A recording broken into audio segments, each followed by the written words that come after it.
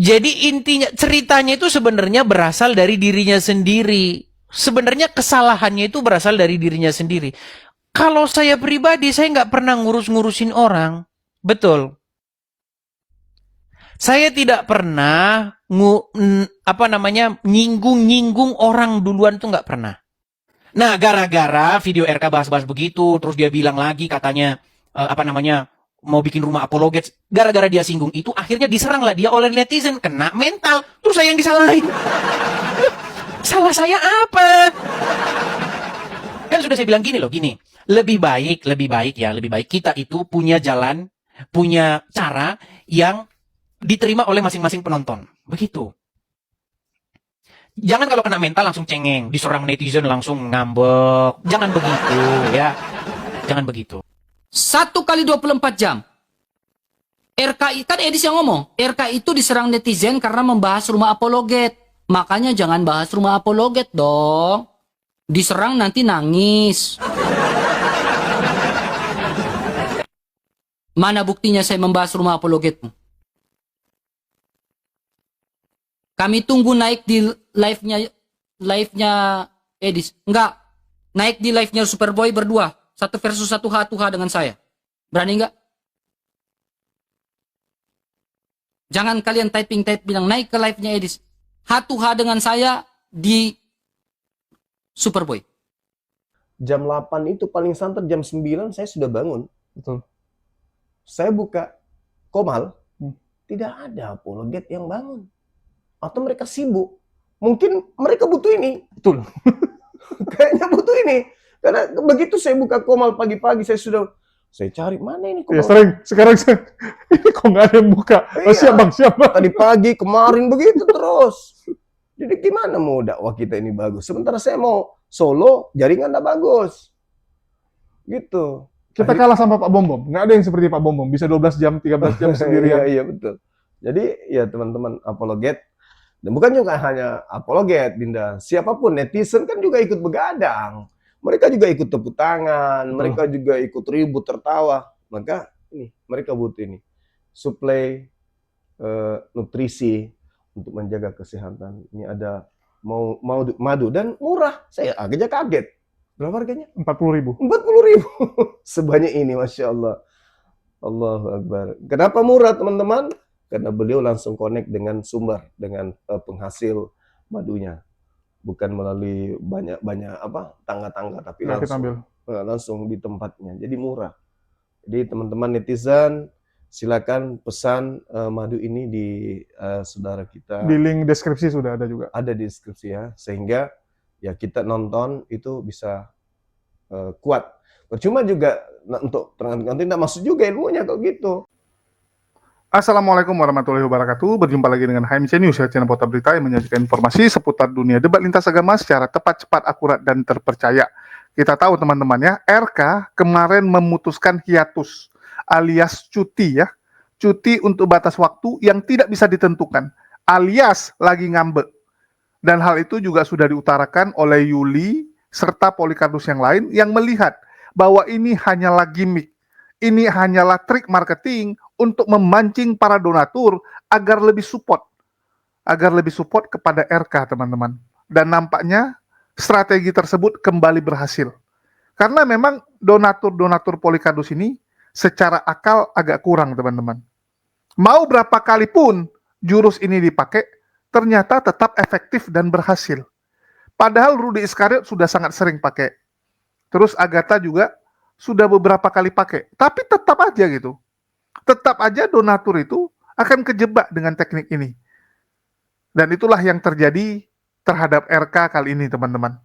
Setelah memutuskan, saya akan cuti, saya akan beristirahat dulu. Kembali lagi, teman-teman. Belum sampai 1 minggu ya. Bayangkan, belum sampai 1 minggu, RK sudah kembali. Kembali dengan semangat baru untuk pengajaran ya. Dan memperkenalkan bahwa apologet itu seperti ini loh, bukan seperti Edis. Kan begitu.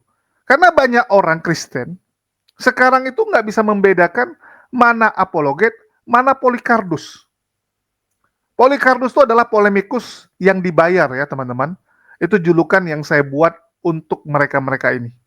Jadi bagi yang baru nonton saya, ini saya kasih tahu, dari 2,5 tahun lalu, bahkan sudah 3 tahun, saya memperkenalkan istilah Polycardus buat orang-orang yang membuat polemik dan dibayar. Nah, itulah julukan mereka Polycardus, teman-teman. Jadi orang-orang Kristen ini nggak bisa membedakan mana Polycardus, mana yang apologet. Jelas mereka ini hanya menghujat, teman-teman.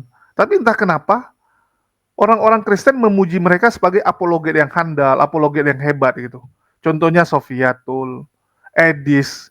Padahal kalau orang-orang ini menjelaskan iman Kristen, biasanya blundernya luar biasa. Bukan sedikit, tapi luar biasa. Sudah banyak pendeta-pendeta doktor teologi yang mengkritisi pengajaran dari Polycardus ini yang dianggap sesat dan berbahaya bagi iman Kristen. Karena mereka diikuti orang banyak dan mereka sembarangan mengajar, sembarangan menafsirkan. Dan itu berpotensi membuat orang Kristen makin tersesat. Kan begitu, makin tersesat, teman-teman. Sedangkan RK harus kita akui, teman-teman, sampai detik ini pengajaran dia masih sesuai dengan buku yang dia baca. Karena memang RK ini dari Katolik, dan Katolik itu terbiasa mengikuti yang namanya magisterium. Mereka itu nggak bisa sembarangan. Apa yang diajarkan, itulah yang disampaikan. Nggak bisa mereka tuh ngarang bebas dan sebagainya, bisa kena tegur. RK selama ini so far masih sesuai dengan pengajaran Kristen pada umumnya ya, atau Kristen mainstream. Dan kali ini RK kembali, teman-teman. Akhirnya ya, kalau mau dibilang akhirnya memang sudah diprediksi sih. Lebih tepatnya RK kembali dengan semangat baru. Mungkin ada donatur yang memberikan semangat kepada dia untuk maju dan meluruskan kesesatan dari Edis. Karena memang Edis ini sudah sangat berbahaya. Kalau cuma ditangani oleh Rudy Iskariot dan Pak Bom Bom, dijamin, teman-teman. Nggak sampai kepada Edis, Pak Bom Bom dan Rudy Iskariot pasti sudah mampus di tengah jalan. Dihajar oleh herder-herder. Untuk itu, yang namanya RK ini kembali ke medan tempur untuk membantu Polycardus Indonesia melawan Edis dan juga rabies-rabiesnya, para pengikut rabiesnya. Nah, jadi di sini RK ingin mengajarkan orang Kristen yang pertama, Kristen yang benar tuh begini. Terus yang kedua, dia sekaligus menghajar Edis ya, dan juga herder-herdernya. Bahwa dia nggak takut dengan gigitan mereka. Dan sekali lagi ya, bagi teman-teman Kristen yang keberatan gitu dipanggil herder. Yang manggil herder ini pertama adalah Rudy Iskariot. Yang bilang rabies itu adalah Pak Bom Bom dan RK. Kalau saya panggilnya zombie. Dan memang ini nggak tertulis secara langsung kalau mereka tuh herdernya Edis. Tapi itu kan julukan yang dibuat oleh orang-orang luar, melihat kelakuan kalian. Ini sama dengan pertama sekali, pengikut-pengikut Paulus, murid-murid Paulus dipanggil Kristen. Di Antioquia, para pengikut Paulus ini, itu dijuluki Kristen. Ya sama, pengikut-pengikut Edis ini dijuluki sebagai herder. Dan bisa jadi, 10-20 tahun yang akan datang, herder ini akan menjadi agama. Bukan lagi jadi nama anjing ya. Kalau sekarang kan kita kenalnya herder itu nama anjing. Bisa jadi Kristen zaman dulu tuh juga nama ejekan atau nama binatang atau nama apapun lah. Kan awalnya itu nama yang dibuat untuk mengolok-olok pengikut Paulus. Kan awalnya seperti itu. Tentu saja yang namanya olok-olokan pasti sudah ada artinya. Nggak mungkin istilah baru kan. Nggak mungkin misalnya saya bilang, kamu, kelompok kalian itu namanya prakes. Apa tuh preset-preset? Pokoknya itulah gitu. Kan nggak mungkin. Pasti sudah ada arti yang kurang bagus. Pasti sudah ada arti yang jelek. Itulah dijadikan olok-olokan. Begitu juga dengan pengikut Edis ini. Bisa jadi di masa depan, pengikut-pengikut Edis ini akan membuat agama baru yang namanya herder. Nama yang sebelumnya adalah ejekan, olokan, berubah menjadi nama agama mereka. Jadi akan ada agama herder dengan Tuhannya Edis. Ya, Tuhannya 4, teman-teman. Karena Edis adalah pribadi keempat dari Tuhan mereka. Dan tentu saja rasul terbesar dari agama herder ini adalah Sofiatul. Siapa lagi kan? Kalau nggak Sofiatul, Saifuddin ataupun Kiamat lah. Bisa jadi posisi Sofiatul akan menjadi istri Tuhan gitu kan? Bisa jadi. Ya tapi kadang-kadang yang namanya istri Tuhan tuh akan dilenyapkan dari sejarah supaya Tuhannya itu jangan terkesan punya Tuhan, bahaya. Punya istri. Ya, bisa jadi nanti Sofiatul juga akan dihilangkan gitu. Cuman dianggap sebagai murid yang dikasihi gitu kan. Murid yang dikasihi, murid yang pernah membasuh kaki Edis. Nah, bisa jadi. Oke, kita akan dengarkan dulu upaya perlawanan dari RK kepada Edis ya. Tapi sebelumnya kita dengarkan serangan dari Edis dulu. Nah, ini baru seru nih ya. Akhirnya RK berani melawan Edis. RK itu dulu komunikasi sama saya itu sekitar setahun yang lalu. Apa yang terjadi? Pada waktu itu dia naik ke channel saya. Saya suruh follow dia karena akunnya kena ban. Saya suruh follow dia nih sampai akunnya besar lagi. Itu setahun yang lalu. Setelah itu saya nggak pernah lagi komunikasi dan saya nggak pernah bahas-bahas dia. Terus katanya ini ya, jangan bilang ini. Ada dia membahas-bahas tentang statement-statement saya. Dia bilang katanya, itu orang bikin-bikin rumah apologet, ini segala macam. Ya akhirnya dia diserang lah sama netizen. Ya ngapain juga lah dia bahas-bahas begitu. Jadi intinya ceritanya itu sebenarnya berasal dari dirinya sendiri. Sebenarnya kesalahannya itu berasal dari dirinya sendiri. Kalau saya pribadi, saya nggak pernah ngurus-ngurusin orang. Betul. Saya tidak pernah nyinggung-nyinggung orang duluan tuh nggak pernah. Nah, gara-gara video RK bahas-bahas begitu, terus dia bilang lagi katanya mau bikin rumah apologet, gara-gara dia singgung itu, akhirnya diserang lah dia oleh netizen, kena mental, terus saya yang disalahin. Salah saya apa? Kan sudah saya bilang gini, lebih baik kita itu punya jalan, punya cara yang diterima oleh masing-masing penonton. Begitu. Jangan kalau kena mental langsung cengeng, diserang netizen langsung ngambek. Jangan begitu ya. Jangan begitu. Ayo silakan. Mari kita bersatu ya. Ini ajakan saya kepada seluruh apologet. Tenang, lihat ya. Saya kan sudah ada nih, sudah berjuang untuk mendirikan tempat rumah apologet. Saya ajak, ayo bergabung. Tapi saya nggak mau orang-orang yang punya reputasi nggak jelas untuk bergabung. Kita bergabung, ada tempatnya, gratis tempatnya itu. Tinggal kalian tempatin. Mari kita berapologet. Cuman teman-teman, kalau reputasimu udah buruk, ngomongin saya di belakang, ada udang di balik bakwannya, gimana saya mau ngajak kalian bergabung? Begitu loh, ayolah ya. Jangan gara-gara channel sepi, gara-gara penonton gak ada, terus kita jadi begitu. Jangan begitu. Ayo kita kompak. Begitu ya. Ingat, setahun yang lalu, kamu pernah naik ke channel saya, terus minta follower sama saya. Jangan begitu ya. Jadi teman-teman, mari ayo seluruh apologet. Ada RK, ada siapa di situ, ada Rudi Yohanes, ada Bom. Ayo kita kompak, kenapa sih? Kenapa sih harus musyrik dengan saya? Begitu loh. Saya tidak ada hubungan dengan Pak Bom. Saya tidak ada hubungan dengan Rudi Yohanes. Pak Bom dan Rudi Yohanes tidak menyetel saya. Ya, ingat, saya di sini berdiri sendiri. Saya di sini berdiri sendiri. Berdasarkan ajaran gereja Santo Ignatius dari Antioquia, yang berhak menyetel saya adalah gereja. Yang berhak menyetel saya adalah para romo, uskup saya, yang mengatakan apa? Taatlah, tunduklah kepada para pemimpinmu, karena nyawamu ada di situ. Nyawa saya bukan ada di Pak Bom dan juga di Rudi Yohanes. Sehingga mereka berhak menyetel saya. Tidak. Saya tidak berkubu dengan mereka. Untuk apa? Saya berdiri sendiri di sini. Ya. Yang berhak menegur saya adalah romo-romo saya. Pastor-pastor saya. Saya hanya memberikan pengajaran di sini. Saya tidak berkubu. Ya. Jadi cukup. Goreng-gorengnya itu cukup. Satu, saya lupa. Ya. Yang bilang saya bahas rumah apologetnya Edis TV, silakan. Tunjukkan buktinya 1 kali 24 jam. Saya tunggu. Tunjukkan buktinya 1 kali 24 jam.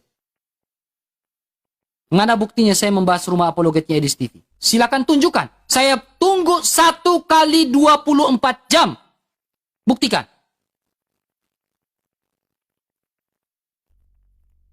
Ya. 1 kali 24 jam.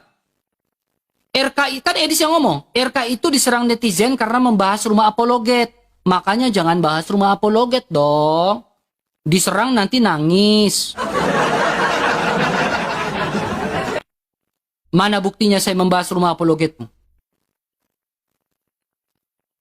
Kami tunggu naik di live-nya Edis. Enggak.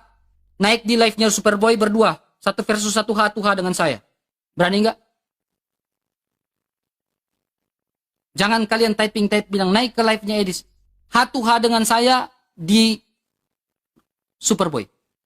Kita bahas tentang Yesus punya Tuhan. Berani atau tidak? Kalau tidak mau berdebat di Superboy, ya udah, akhiri ini. Ya? Akhiri ini. Selesaikan. Udah, kita berdamai. Selesai. Ingat, saya nggak benci Edisnya, saya benci ajarannya. Saya benci diksinya. Ya, saya sangat membenci diksinya yang mengatakan Yesus punya Tuhan. Saya sangat benci itu.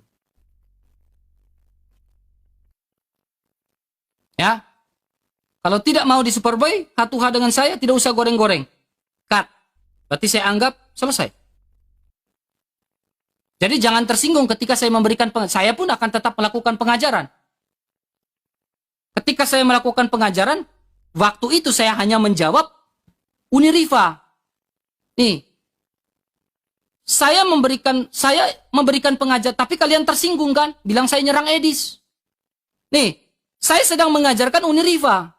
Jawaban dari Uniriva nih. Kalau kita berbicara tentang Yesus mengatakan bahwasanya Allah gitu ya, dia adalah Allah dan dia diam saja dipanggil Allah. Justru anehnya kalau kita tadi saya setting ayat 20 ini ya, Yohanes 20:17 ini, Yesus sendiri bicara sama Maria Magdalena begini, janganlah engkau memegang aku sebab aku belum pergi kepada Bapa, tetapi pergilah kepada saudara-saudaraku dan katakanlah kepada mereka bahwa sekarang aku akan pergi kepada Bapakku dan Bapakmu, kepada Allahku dan Allahmu gitu.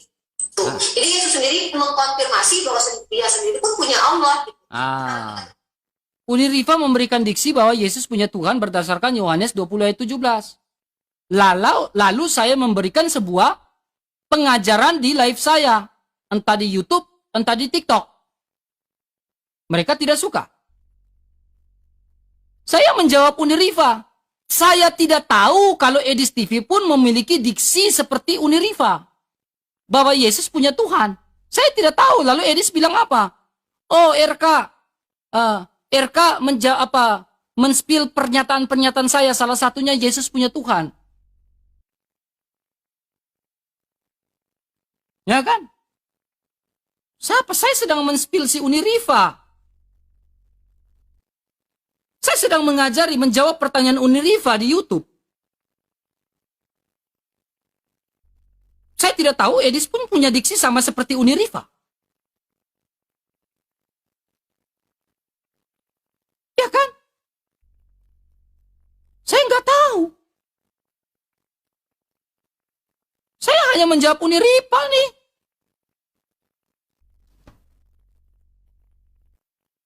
Ini saya menjawab diksinya Uniriva berdasarkan Yohanes 20 ayat 17. Bahwa Yesus punya Tuhan.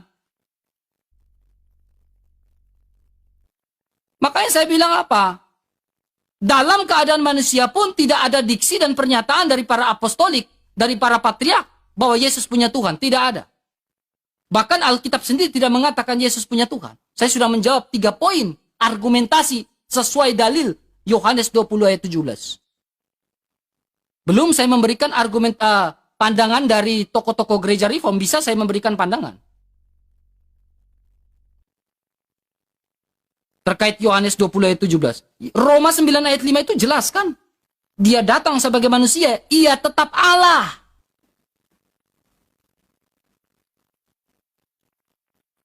Kan ia tetap Allah, dia datang sebagai manusia. Roma 9 ayat 5, coba kau baca. Dia datang sebagai manusia, ia tetap Allah. Tetapi tidak bisa kau katakan dia punya Tuhan. Tidak bisa, nih. Ya, dalam keadaannya sebagai, kalian bilang itu kan dalam keadaannya sebagai manusia RK, makanya Yesus punya Tuhan. Berarti kalian berlawanan dengan Roma 9 ayat 5. Dalam keadaannya sebagai manusia yang di atas segala sesuatu, ia tetap Allah.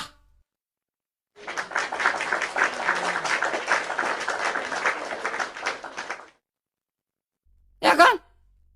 Sebagai manusia yang ada di atas segala sesuatu, ia tetap Allah. Tidak bisa kau menggunakan diksi Yesus punya Tuhan. Ini kalian kan bilang memberikan sebuah argumentasi Yesus dalam sebagai keadaan manusia dia punya Tuhan. Tidak bisa, tidak ada diksi itu dalam Alkitab. Kita sola skriptura sekarang. Dalam sebagai keadaannya ini. Keadaannya sebagai manusia, ia tetap Allah. Berarti ada berapa natur di sini? Manusia dan Allah, ini dua kodrat.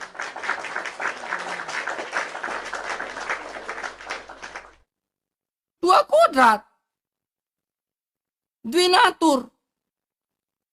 Roma 20 ayat 17 ini mau saya jelaskan ulang. Masih ada orang baru di sini atau gimana? Masih ada orang baru di sini? Mau saya jelaskan ulang Roma 20 ayat 17 dengan argumentasi Roma 20 ayat 17? Ada yang baru masuk di sini? Silakan bantah, 3 poin loh. Mau saya jelaskan kembali ulang Yohanes 20 ayat 17? Ulang lagi. Kali 5 speed challenge dulu.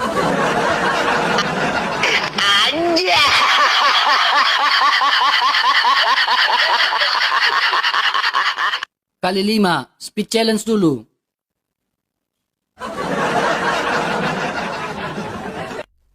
Makasih, itu kali 3 kah? Jaga ujung. Jaga ujung. Baik. Ya, untuk teman-teman Kristen yang di bawah, biar suasana ya pembelajaran Alkitab kita terkait Yesus punya Tuhan ini, diksi ini, ya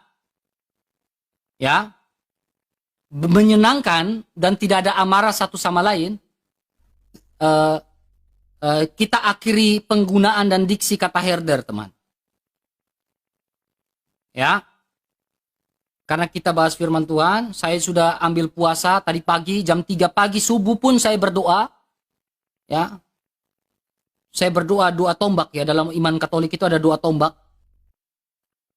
Ya, saya minta biar pembelajaran Alkitab, biar kita memahami dengan baik, agar mereka pun tidak panas hati sambil mendengarkan pembelajaran firman Tuhan. Ya, hati mereka pun adem. Ya, kita stop keluarkan kata-kata herder ya teman-teman ya. Ya, biar enak nih. Tidak apa-apa, saya capek ulang lagi nggak apa-apa nih. Ya, oke, kita lihat nih teman-teman ya. Ini kita baca dulu di dalam Yohanes 20 ayat 17 ya. Ya. Di dalam Yohanes 20 ayat 17. Ya, jadi teman-teman harus memahami dengan baik. Saat itu saya tidak menyerang Edis. Saya sedang menjawab Uniriva. Karena Uniriva mengeluarkan statement bahwa Yesus punya Tuhan berdasarkan Yohanes 20 ayat 17. Ya, saya tidak tahu kalau Edis pun mengeluarkan pernyataan yang sama terkait Yohanes 20 ayat 17. Saya tidak tahu. Ya, kita perhatikan. Kata Yesus kepadanya, "Janganlah engkau memegang aku, sebab aku belum pergi kepada Bapa. Tetapi pergilah kepada saudara-saudaraku, dan katakanlah kepada mereka, bahwa aku," lihat sini penggunaan kata aku ini merujuk pada pribadi ilahi Kristus. "Aku akan pergi kepada Bapakku dan Bapamu, kepada Allahku dan Allahmu." Nah, statement ini tidak bisa kita katakan Yesus punya Tuhan. Karena kita harus melihat konteks di sini percakapan, poin pertama, kita harus melihat konteks di sini percakapan antara Yesus dan Maria Magdalena di ayat 16. Ya kan? Di sini kita menjawab Islam ini sebenarnya teman-teman. Pengajaran ini, saya ulangi lagi. Karena ada yang baru masuk. Saya pingin benar-benar kita ini memahami Alkitab. Ya, lalu kita lihat di sini. Di sini ada kata penghubung.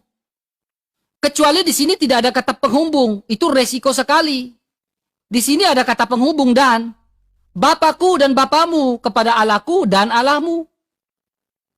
Ya. Ya, poin pertama itu di situ kita baca dulu. Apakah pernyataan Yohanes 20 ayat 17 bisa mengatakan Yesus punya Tuhan? Ya. Nah, diksi ya, ketika kita mengatakan Yesus punya Tuhan dalam keadaan sebagai manusia, argumentasi seperti itu, ya, maka kita akan mendukung argumentasi dari Uniriva. Ya. Pertama-pertama saya menggunakan sebuah ayat Alkitab di dalam Ibrani pasal 1 ayat yang ke-8. Tetapi tentang anak ia berkata, tahtamu ya Allah tetap untuk seterusnya, selama-lamanya, dan tongkat kerajaan adalah tongkat kebenaran. Ya kan? Ya. Jadi di situ ya, di dalam bahasa Ibrani itu nggak menggunakan kata tentang, ya. Ya. Dia nggak menggunakan kata tentang. Tetapi lebih tepatnya terjemahan itu harusnya ya kepada. Dalam King James Version itu kepada. Ya, kepada anak. Ya. Kepada anak. Ya. Jadi ia ini siapa? Ia ini kan sang bapa. Ya kan? Ia ini kan antu kan? Ia ini kan sang bapa. Sang bapa berkata, ya, tetapi tentang anak, sang bapa berkata, anak ini siapa? Yesus kan? Ya, tetapi tentang anak, sang bapa berkata, tahtamu ya Allah. Jadi anak disebut sebagai Allah. Ya, anak ini disebut sebagai Allah. Tahtamu ya Allah. Jadi sang bapa berkata tahtamu, berkata ya kepada Allah. Ya, itu merujuk pada Allah. Anak disebut sebagai Allah. Ya. Ya. Sebelum kita lanjut nonton teman-teman ya, pastikan kalian siapkan cemilan dan minuman terbaik teman-teman untuk menemani keseruan kalian menonton para Polikardus serta kesaksian para mualaf. Dan minuman terbaik tentu saja selain menyegarkan juga harus menyehatkan teman-teman ya. Jadi jangan cari minuman yang cuma segar tapi tidak menyehatkan. Karena di luar sana banyak minuman yang segar enak diminum tapi tidak baik untuk tubuh. So, apa minuman yang bagus untuk tubuh kita dan juga rasanya enak? Tentu saja Maudi madu teman-teman ya. Madu asli dari Mualaf HMC teman-teman. Dan satu botol ini hanya 40.000 dan kita punya banyak varian teman-teman ya. Madu hitam baduy untuk vitalitas, madu teos yang ada rasa asam-asamnya, dan madu hutan baduy yang berasal dari hutan baduy, dan madu akasia bagus untuk tenggorokan. Bagi teman-teman yang ingin beli silakan cek di link deskripsi, sudah ada link Tokopedia maupun Shopee. Dan bagi teman-teman yang tidak bisa membeli lewat online tersebut, bisa melalui nomor WA yang tertera di bawah ya. Silakan langsung cek keranjang kita. Panas teman-teman ya, panas. Akhirnya RK ikut serta dalam perjuangan memberantas Aedes Kudis. Karena memang Aedes Kudis ini sudah sangat berbahaya. Dan virus yang dia sebarkan itu sudah sangat menjangkiti orang-orang Kristen Indonesia. Virusnya menyebar dengan sangat cepat. Dan sekali lagi ya, kita ngomong bukan tanpa alasan teman-teman. Aedes itu mengajarkan penyalipan rancangan iblis. Aedes mengajarkan Yesus masih punya Tuhan. Dan itu tidak sesuai dengan Kristen yang kita kenal. Aedes jelas sedang membuat ajaran baru. Ini sama seperti Paulus yang dulu ya, awalnya dikira oleh orang-orang luar, dia sedang mengajar denom baru yang ada di Yahudi. Karena Yahudi pun banyak denom. Dikiranya ini salah satu denom Yahudi. Ternyata berubah menjadi agama baru. Bisa jadi Edis juga sama. Dikira ini bagian dari Kristen, tapi ternyata agama baru. Karena orang Kristennya juga menolak. Ini kayak Mormon, ya. Terus juga Saksi Yehova, itu kan ngakunya Kristen. Dua ini kan juga dulu ngakunya Kristen, tapi kan bagi Kristen mereka bukan Kristen. Mereka dianggap bahwa ini adalah penyesatan. Ya, baik Mormon maupun Saksi Yehova. Ya sama kayak Edis. Ajaran Edis ini ngakunya Kristen, tapi bagi orang Kristen ini penyesatan. Disingkirkan. Bisa jadi agama baru. Kalau nanti perkembangannya lebih kencang daripada Mormon maupun ya daripada Saksi Yehova. Karena punya potensi ke situ. Kalau kita lihat ya, pengikut-pengikut Edis atau herder-herdernya ini secara agresivitas itu lebih kencang. Lebih kencang daripada agama-agama yang lain. Mereka siap berkorban nyawa, berkorban uang, ya, berkorban segalanya. Hebat ini.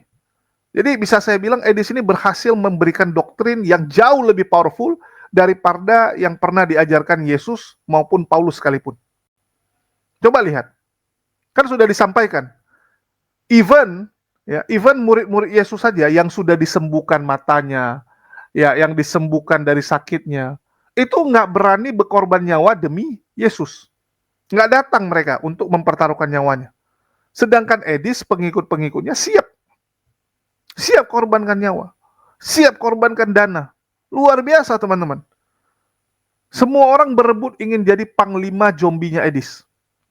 Yang pertama ya, yang sudah pasti nggak bisa digeser, Yuli. Nah, Yuli itu panglima 1, jenderal 1. Terus jenderal 2, Reda Marbun, panglima mucikari. Nah, kelompok mucikari ya. Nah, sekarang lagi berebut nih teman-teman. Lagi berebut pengen jadi jenderal juga, jadi panglima juga. Cuman belum dipromosikan. Ada Raja Dubur alias Haleluya. Nah, itu Raja Dubur ya. Terus ada Erben juga. Nah, ini juga lagi berebut nih untuk menjadi jenderal dari ajaran ini. Kalau Rasul, ya Rasul sudah ada, nggak bisa diganti, 4. Jadi namanya Edis and the Four Horsemen. Ya, Edis dan 4 penunggang kuda. Sama seperti nubuatan tentang akhir zaman ya. Ada penunggang kudanya. Nah, jadi ada Sofiatul, ada Saifuddin, ada Kiamat, ada Eliamiron. 4 nama ini besar juga. Nah, baru di bawahnya jenderal-jenderalnya. Memang ajar nih kencang nih. Kencang sekali. Dan RK sekarang mencoba melawan. Artinya dia punya punya semangat baru nih. Karena tipikal RK itu biasa tipikal yang lemah mental. Baru dihujat langsung down, baperan gitu kan. Nah, tapi tiba-tiba dia bisa gini, artinya ada sokongan nih. Ada multivitamin yang dia dapat sehingga dia jadi berani. Artinya dalam beberapa hari ini mulai ada tuh lobby-lobby dari donatur terutama ya. Donatur, terus juga penonton setianya. Apalagi kemarin kita lihat ada salah satu donaturnya yang disebut oleh Pak Bom-Bom. Yang ngasih gift, bahkan Uniriva juga dikasih, Nandar dikasih, semua dikasih. Ngasihnya juga lumayan besar itu teman-teman. Sekali ngasih itu kalau dirupiahkan 3 juta itu. Belinya 3 juta yang didapat orang 1,5 juta. Sekali ngasih loh. Itu cuman dalam hitungan itu doang, belum pagi, siang, dan sebagainya.